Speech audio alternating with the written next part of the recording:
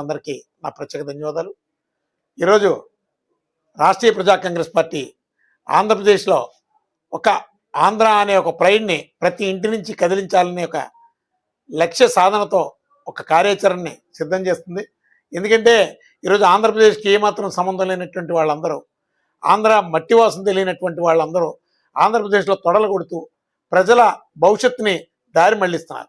కానీ ఇక్కడ ఆనాడు 1972లో జయాంధ్ర ఉద్యమ స్ఫూర్తితో ఆ రోజు ఎంతో వీరోచితమైనటువంటి పోరాటం ఆంధ్రప్రదేశ్లో మొదలైనటువంటి ఒక చరిత్ర ఆంధ్రప్రదేశ్ సొంతం, మన ఆంధ్రుల సొంతం. ఎందుకంటే స్వాతంత్ర పోరాటంతో సమానమైనటువంటి అంత పెద్ద ఉవ్వెత్తున వచ్చినటువంటి ప్రజా ఉద్యమం అది. ఆ ఉద్యమం సమయంలో నిజంగా ఆ రోజే మన విభజన జరిగి ఉంటే ఈరోజు భారతదేశంలోనే గొప్ప సంపన్న రాష్ట్రం ఏదైనా ఉందంటే ఒక ఆంధ్రప్రదేశ్ అని చెప్పుకోవడానికి చాలా గర్వంగా ఫీల్ అయ్యేటటువంటి వాళ్ళు. ఈరోజు చావలేనటువంటి వాళ్ళు, కనీసం పౌరుషం లేనటువంటి వాళ్ళందరూ అసెంబ్లీ నుంచి పార్లమెంట్ నుంచి నాయకత్వం వహిస్తున్నారు. అసెంబ్లీలో వాళ్ళ సొంత నియోజకవర్గాల కోసం కానీ, పార్లమెంట్లో సొంత నియోజకవర్గాల కోసం కానీ మాట్లాడేటటువంటి వాడు ఎవరూ లేరు. నిజంగా వీళ్ళకి సిగ్గు చీము నెత్తురు లేదు. ప్రజల కష్టాన్ని మనం దోచుకుంటున్నాం, ప్రజల శ్రమని మనం జీతాలుగా తీసుకుంటున్నాం. కనీసం మన నియోజకవర్గాన్ని న్యాయం చేయాలి అనే ఆలోచన ఎవరికీ లేదు. ఈరోజు ఆంధ్రప్రదేశ్లోకి పెద్ద సమస్య ఉంది, ప్రత్యేక హోదా విభజన హామీలు. దానికోసం ఏ పార్లమెంట్, మన పార్లమెంట్లో కానీ అసెంబ్లీలో కానీ మాట్లాడినటువంటి ఒక్క పార్లమెంట్ మెంబర్ కానీ అసెంబ్లీ మెంబర్ కానీ ఉన్నారా?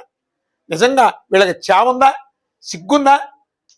ఈ ఆంధ్రప్రదేశ్ నుంచి నేను పార్లమెంట్ మెంబర్ని అని చెప్పుకోవడానికి, నేను లక్షాధికారిని, నేను కోట్లకు పడగలెత్తానని ఎన్నికల అఫిడవిట్లో చూపించుకోవడం కాదు.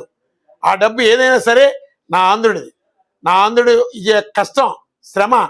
అందుకని మేము ఒక్కటే నిర్ణయించుకున్నాం, రాష్ట్రీయ ప్రజా కాంగ్రెస్ పార్టీ నుంచి యావత్ ఆంధ్రప్రదేశ్లో ఒక రాజకీయ మార్పుని ఖచ్చితంగా తీసుకొస్తాం. ఆ రాజకీయ మార్పుతోనే ఈ సంపదనే రాష్ట్రీయ ప్రజా కాంగ్రెస్ పార్టీ సారథ్యంలో సంపన్న రాష్ట్రంగా ఈ ఆంధ్రప్రదేశ్ని చరిత్రలో చూపిస్తాం. ఎందుకంటే ఆంధ్రప్రదేశ్కి ఒక గొప్ప సంపద ఉంది, కేజీ బేసిన్ ఉంది. 12th ఫైనాన్స్ కమిషన్ ప్రకారం మనకు 50% వాటా రావాలి. నేను ప్రభుత్వపరమైన హక్కు అది.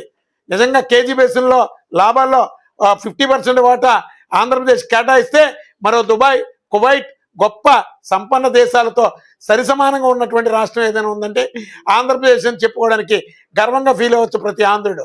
ఇక్కడ అప్పులు చేసుకొని బ్రతకాల్సినటువంటి అవసరం ఈ ఆంధ్రప్రదేశ్లో ఎవరికీ లేదు. అప్పులు మన నెత్తి మీద పెడుతున్నారు, మన సంపదని కార్పొరేట్లకి దోచి పెడుతున్నారు. ఇక్కడ చేతగాని దద్దమ్మలో ఆంధ్రప్రదేశ్ నుంచి నాయకత్వం వహిస్తున్నారు. ఖచ్చితంగా రాజకీయ మార్పు ఒక్కటే. ఇక్కడ శ్రీరామ రక్ష ఖచ్చితంగా 2029 చట్టసభల్లో అందరూ సమర్థవంతమైనటువంటి నేతల్ని అసెంబ్లీకి, పార్లమెంట్కి రాష్ట్రీయ ప్రజా కాంగ్రెస్ పార్టీ సారథ్యంలో ఒక నూతన ప్రత్యామ్నాయ రాజకీయ సారథ్యాన్ని ఖచ్చితంగా ప్రవేశపెడతాం. ఆంధ్రుల యొక్క పౌరుషాన్ని, ఆంధ్రుల ఖ్యాతిని చూపిస్తాం.